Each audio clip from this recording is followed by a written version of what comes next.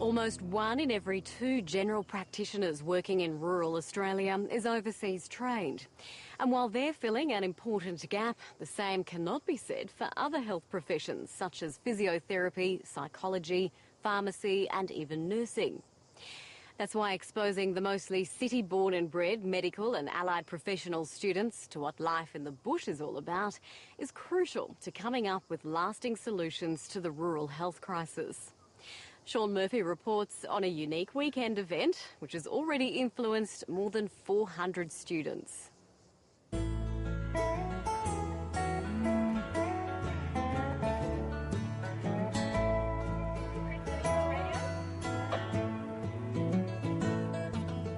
They're mustering at Oakfield near Dunedoo in the central west of New South Wales.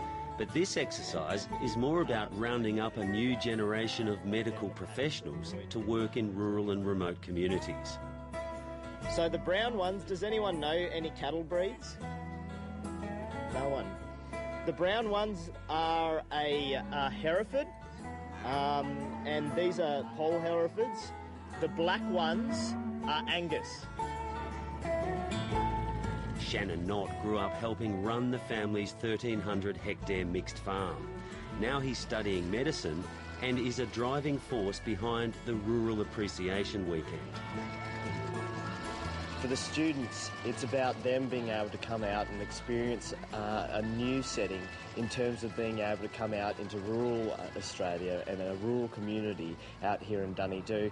And for them, it's to get that hands-on experience and break down the stereotypes and stigmas many of them attach with working in rural areas. These students have come from various locations across the country. There's 15 universities represented here, and we've got students as far as Darwin. Most of them have come from Sydney, but also we've got some from Tassie as well. Behind the cute lambs and laughter, this is a serious mission. Number of doctors have deteriorated, services have been cut down in rural New South Wales and across Australia. It's a huge problem. Workforce has diminished. 50% nearly 50% of rural workforce is filled in by overseas trained doctors now. I think this is the key, the focus on our domestic graduates, our university graduates. How do we encourage them to actually consider a rural career? And not even for a lifetime, but even for 2 years, for 5 years, just to try it. This is the real challenge of our times. So the less stress on the animal, the better. So this fella here, if I send him round the back there, go back. The Rural Appreciation Weekend is about exposing mostly born and bred city kids to aspects of country life. He is your record holder when it comes to pumping out a massive amount of venom. Now Learning about snakes and how to treat their bites. From the start at the fingertips and toes of the affected limb, we're working our way up.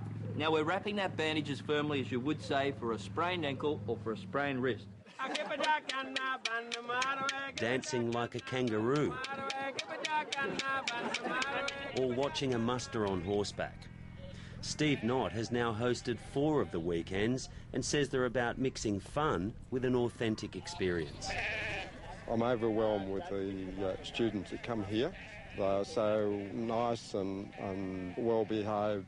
They get a lot of experience through into the rural area. And the buzz is shared by a host of volunteers, including local stockman Mick Smith. The look on their faces when they see some of the things that we do up here. You know, from handling the stock to shearing the sheep. A lot of those kids have never seen that sort of thing, and if we can sort of open their eyes a little bit, give them a bit of an idea what goes on up here, well, maybe we can get some doctors up here in the bush. The weekend is about more than attracting new doctors to the bush. It's about drafting a whole range of medical professionals and ultimately improving health outcomes. Good boy, come back. The federal government has a number of incentives for GPs to relocate, up to $120,000 for relocation, and then up to about $40,000 each year you stay there. Now that's great for GPs, but we actually need to make sure we have podiatrists and nurses and psychologists, everybody in rural and remote Australia. And I think that's where we're starting to get to now, realising it's not just about GPs, and they're starting to put on more incentives for other health professionals, which is sorely needed. Ring on the tail. We need interprofessional teams. So that means expanding some of the incentives that are given to doctors, to nurses and at-need health professions out here in the bush, such as physiotherapy, pharmacy, your social workers, psychology, mental health workers. We need to have all of them working together synergistically and supporting each other to avoid things like burnout, which we hear about in the bush, and improving patient outcomes. Really hurt. Shannon Knott is now in his 4th year of studying medicine. He reckons getting hands-on practical experience early in a student's degree would help attract more graduates to the bush. We need to set a national standard for all universities to teach students not only the theoretical knowledge at an early stage, but also get them out here. They don't necessarily need to do placements because at that early stage in their degree they're not skilled enough to do placements. But what we need to do is be able to get them out and hearing from rural health professionals who are passionate about their jobs, and also being great role models for the students in terms of allowing them to know where career pathways can go in the bush.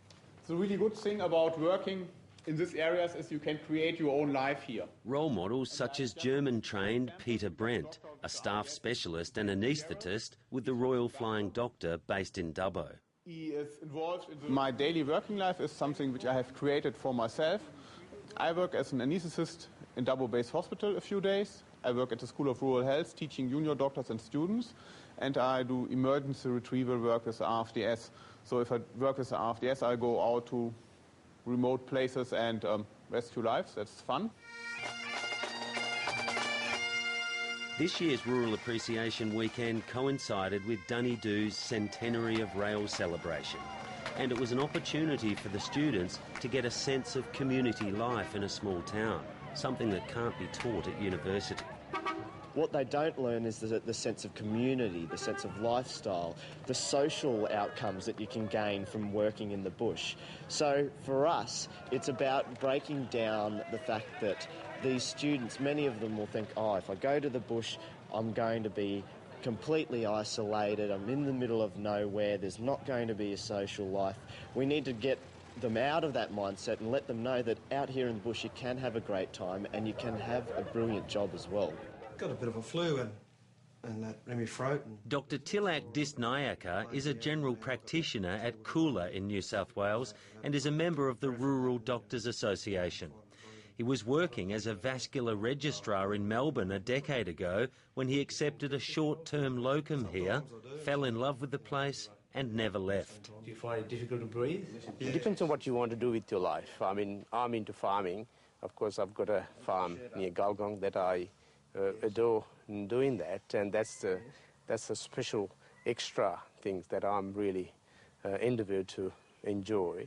It depends on what you want. I think generally patients are very nice and they appreciate you, and you can, if you're community-minded, you can be involved with the communities and, and they welcome you very well and sort of relaxed lifestyle.